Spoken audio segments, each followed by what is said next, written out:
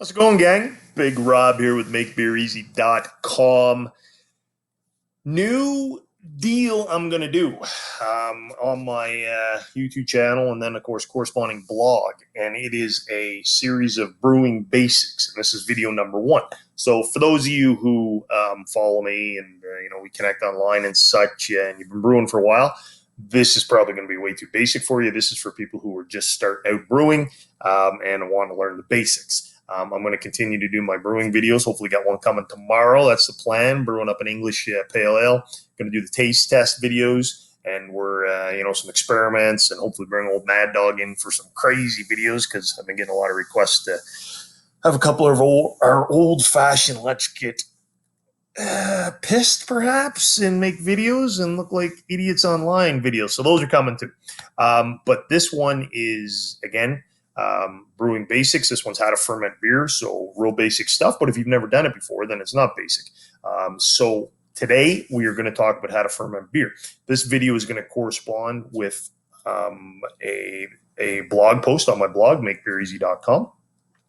There will be a link under this video if you're on YouTube to go to my blog. And of course, if you're already on my blog, once you're done watching this video, you can scroll down through and get all the information, the further information on the things we talk about today, as well. Some of the things we're going to talk about today, I'm going to provide you with links on my blog and in the YouTube description where you can research those things further. So without any further ado, let's get into it. Now, I did record this previously, and I noticed that the volume, there were some issues with the audio, so I apologize if that happens again. This is a new software I'm running. I'm good at making beer. I'm not so great at making these technical videos and such, so bear with me. I will try to work the kinks out as I move forward in further videos. So, again, Big Robb, MakeBeerEasy.com. If you don't know who I am, you can check me out there. All my sites and such are about helping people make good tasting beer easy from home. So how to ferment beer. The equipment you need to begin with, or not to begin with, equipment you need to ferment beer. To begin with, it doesn't matter if you are brewing beer using kits, the old can of goo, Cooper's, Muntons, Brew Canada, whatever. Doesn't matter if you're doing partial mash, which is kind of the next step up from the can of goo. Partial mash, you'll start to use some specialty grains. You'll still use some malt extract, but not the can of goo. You'll actually use the malt extract. The can of goos are pre-hopped, where with partial mash, you're going to use the just good old liquid malt extract or dry malt extract, and you're also going to get into specialty grains. So you're going to start adding grains to the mix as well as hops, and it's a nice intro to the next step, which is all grain brewing. And then where all grain, of course, is exactly as it sounds. You're making beer from scratch using grains and hops and all the other great stuff that goes into beer making. And then BIAB, as you'll see there. Look at this fancy little thing I got. This is cool. BIAB, which is a method of all grain, which is my favorite. And I talk a lot about that on my site. It's Brew in a Bag. So the process is the same for fermenting. So the equipment's the same. So what you're going to need to start out with, gang, is a primary fermenter. There's different options available to you on the market. These first two are my favorite. This first one here is a Cooper's fermenter. I talk a lot about that on my blog. This one here is a Spidell. I love these ones. I've actually got one of them sitting here next to me. I'm getting ready to get her all cleaned up for brew day. So I love those two.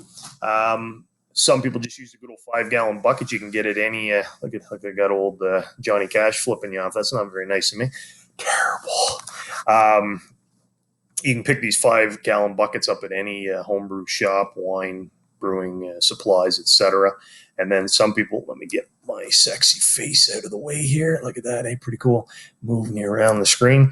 Some people just use the good old carboys. I don't like these as much because the opening is not very wide, which causes issues I find when you're transferring and then cleaning and sanitizing. Although I do have one good buddy who that's all he uses, and he says no problem. All he does is once he's ready to clean, he gives her a good rinse, adds some cleaning agent to it, like PBW or OxyClean, lets it soak and shakes her up, and Bob's your uncle. So you're going to need one of those primary fermenters. Next thing you could need or could use, I should say. Let me move Johnny out of the way again. I want to flip and find people off the whole video. Is a secondary fermenter. Okay, so you'll notice I say it's optional. Why is it optional? Because I don't use it and you don't need it. People who do use it are pretty religious about it and adamant that it's great. What they use it for is listed here on this page. I'll review it, of course, but I did steal this from this site down here. I can't see it because my controls are in the way, but homebrew.stackexchange.com. It's a forum, and I thought this guy, whoever put this in there, did a great overview of why you would use a secondary fermenter. Primary thing would be clarification, and I understand that. The reason I don't like to use a secondary is because anytime you're transferring your beer or moving it from one container to another sealed container, then you run the chance of exposing it to oxygen, which oxygen is not good for the beer. It can give off flavors, bacteria can get in, etc. But why people do use secondary fermentation, I should say, is to clarify it. So once you brew beer, you'll notice that all this gunk is formed on the bottom of your fermenter. It's called trub. And the secondary fermentation people believe that if you transfer it to a secondary fermenter and get it off of all that stuff, then it's going to clarify better. I find if you just cold crash, it does the same thing, which I will provide the links to cold crashing, so you can check that out. The next reason why is dry hopping. Some people say it's better to use a secondary fermented dry hop because they're concerned that during active fermentation, when the CO2's being created and being blown at the top of the airlock, that you would lose a lot of the hop aroma. So they figure you transfer it over to secondary and then you can dry hop. I just wait till the crazy fermentation is over and then I dry hop in the primary, so I don't have that problem either. I've never found an issue with that. And there are some studies out there that have shown that during active fermentation, the bubbling, that you don't lose hop aroma anyway. So flavor additions, I get that. I get why you'd want to secondary to add the flavor, add spices and fruits and whatever. A lot of times when I do that, it's like a rattler and I just use juice. So I'll do that in the keg. So I won't even use a secondary fermenter for that. I don't get into a lot of brewing where I'm using a lot of different fruits and stuff being added to the mix. And aging. I guess you would secondary to age too, but I don't know. I don't do that either. But again, look into it. Something you want to look into. People who do secondary highly recommend it and are adamant that it's the way to go, and that's awesome. If you were going to do that, you just use another fermenter. I think a lot of them would use the Carboys for that, for secondary fermenting. Okay, and let's move on. Then you would need an airlock or a blow-off tube. Now, an airlock, this is an airlock, okay? You're going to want one of these, and you'll notice this one has them as well. Most of them will come with the fermenter that you do buy. You're going to put that at the top, like I just showed you. Have the fermenter. You fill it up with Star San, a sanitizer, up to the line. And what happens is this allows the CO2 that builds up to blow out of the top of the airlock instead of being trapped in there and exploding your fermenter, I suppose. Never heard tell that happen, but that's I'm sure exactly what could happen. So then what a blow off hose is used for, this one here, would be if you have a bigger beer, a larger beer, going to be higher ABV, or let's say that you filled your fermenter up higher than usual because you're going to make more beer than you typically would. If you use an airlock in those cases, you're going to end up with a bunch of the trub and the junk and all kinds of nasty stuff building up into the airlock and making a big mess and going all over your floor because the airlock can't contain that stuff. So you want a blow-off hose, which is going to allow all that gunk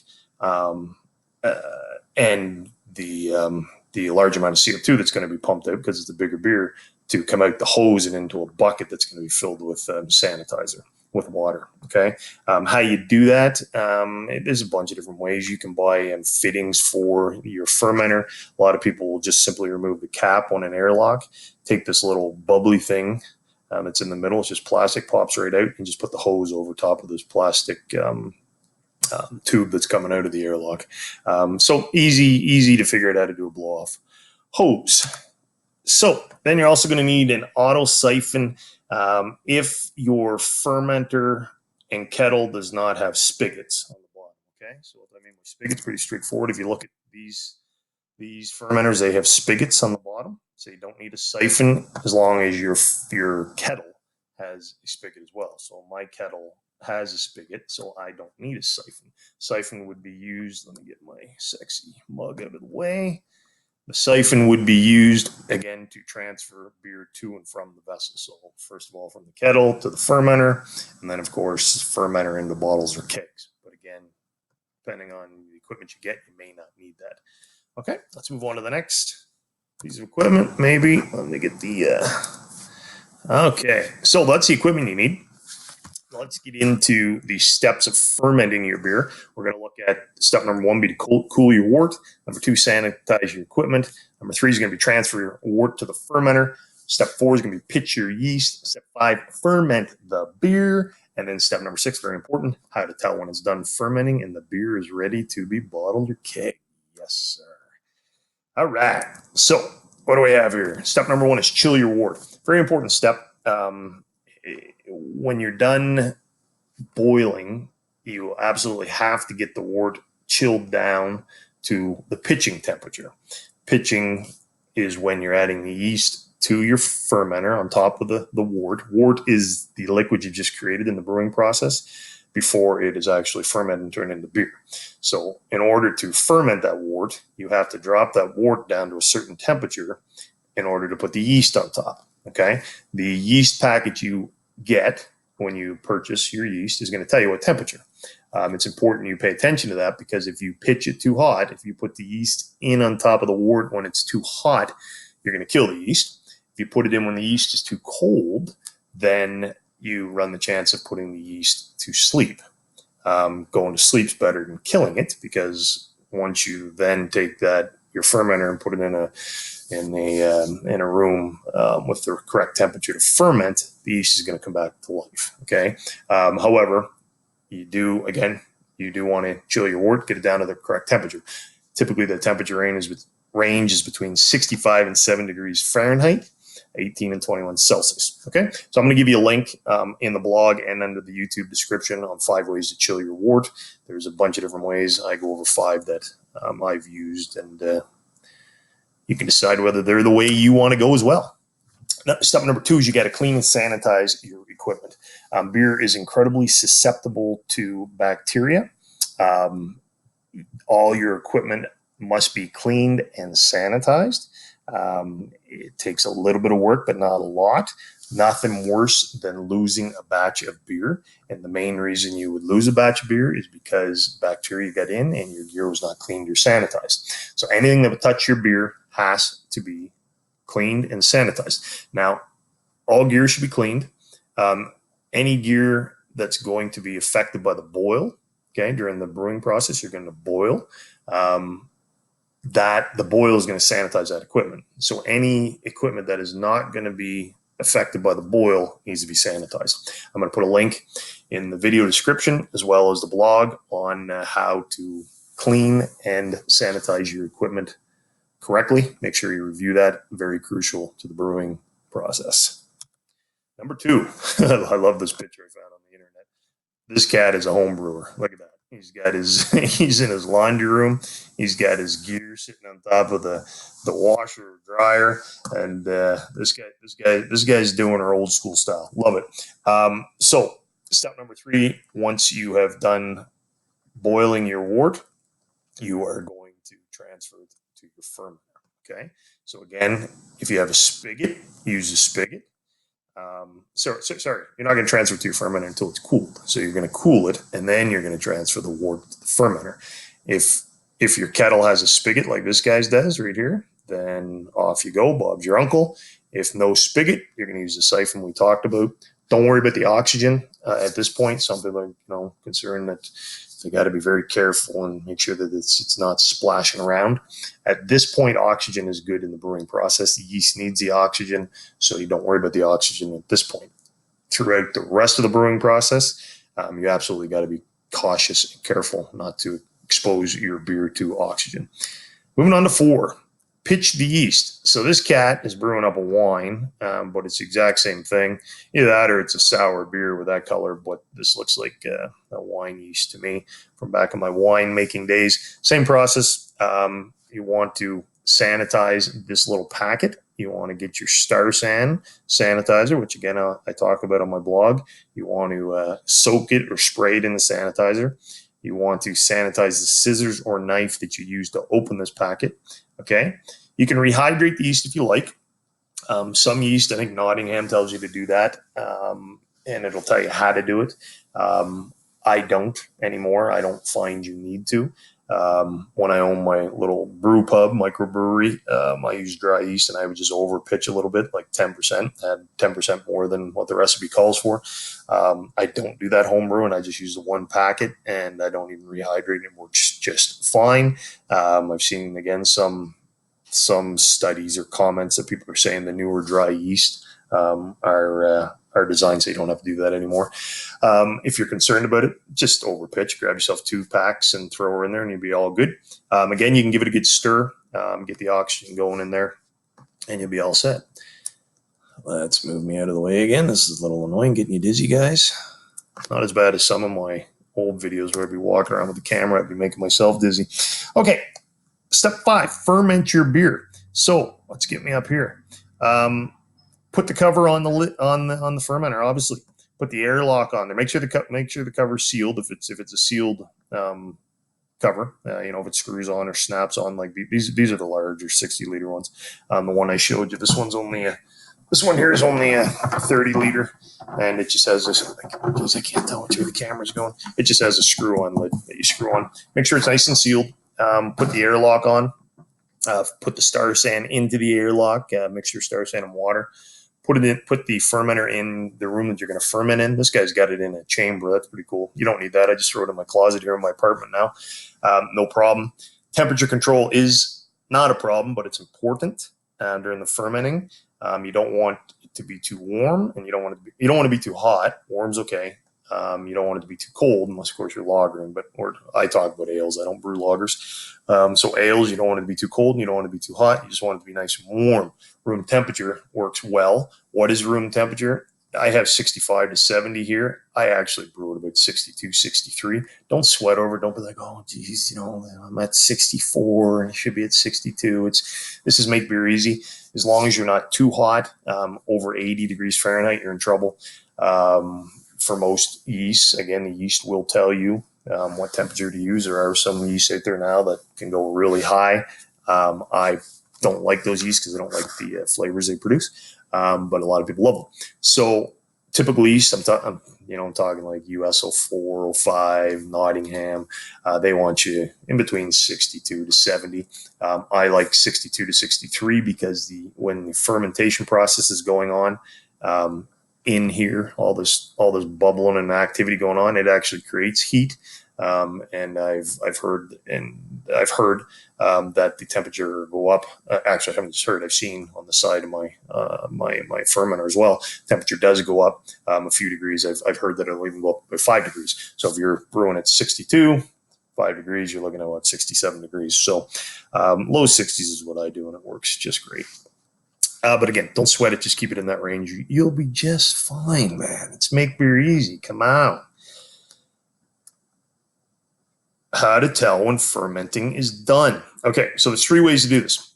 Here's how I used to do it.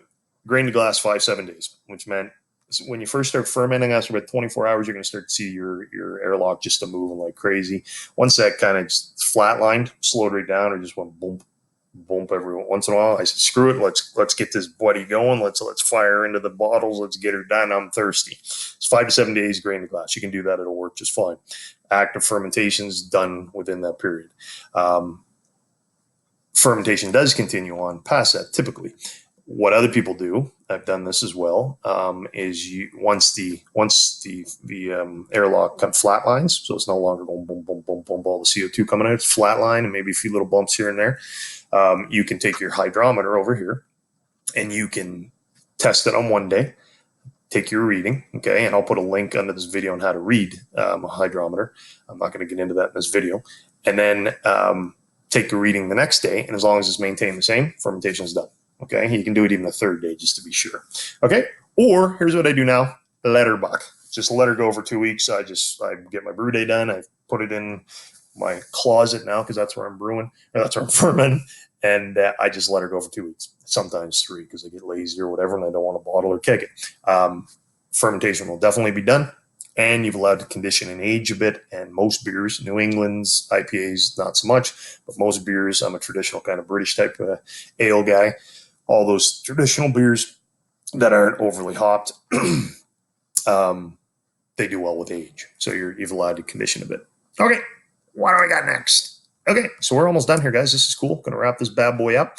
So that's how you ferment, guys. Hope it was helpful. Your next steps are going to be, I highly recommend you cold crash. This is cold crashing down here. Basically, all it is putting your fermenter. Oh, there's our boy. I was saving that for the end. What you're basically doing is putting the beer into a fridge. Now you're putting your beer. Let me back up. You're putting your fermenter into a fridge or room at fridge temperatures, not freezing, but fridge temperatures. You don't want to be below zero. But typical fridge is great for 24 to 48 hours. Just like that. Just slide it in there. I just slide it in my normal kitchen fridge. I just leave the bottom area cleared out and throw her in there 24, 48 hours. That drops all the sediment out. Makes a nice clear beer. I'm not going to get into details on that. It's going to be a link under the video and in the blog for the same. Once you're done cold crashing, or if you skip cold crashing, which you can definitely skip it, you're going to get into bottling and kegging. And again, I'm going to provide links under this video and in the blog to show you exactly how to do both those. And there we go. There's our guy, the previous leader of the old free world. I'm from Canada, so this was not in any way meant to be bring up any political discussions. I just went looking for that's all, folks. Bugs Bunny symbol, and up popped this fellow with a beer in his hand. I said, hey, he's got a beer. So let's throw this in here. So hope you enjoyed this video, guys. Do me a favor and subscribe to the channel. Got lots of brewing videos like this coming out, training ones, basic stuff. Like I say, we do brew videos, brew day videos where I walk you through brewing, all kinds of stuff like that. Like and share, all that jazz. Any questions, drop them down below. I'll be sure to try to help you out best I can, point you in the right direction if I can't. I won't bullshit you too much, maybe a little bit, but not too much. So I'll do my best to help you out. And check out makebeereasy.com. I don't think you can see that. I think it's hiding behind this little share your screen deal. Check out makebeereasy.com. That's my blog. And that's it, guys. Hope you enjoyed. And Big Robb, he's out of here. And here's old Johnny flipping his off again. I apologize, Johnny. What an asshole. What a prick. Okay, guys, that's it. Have yourself a great day. Big Robb.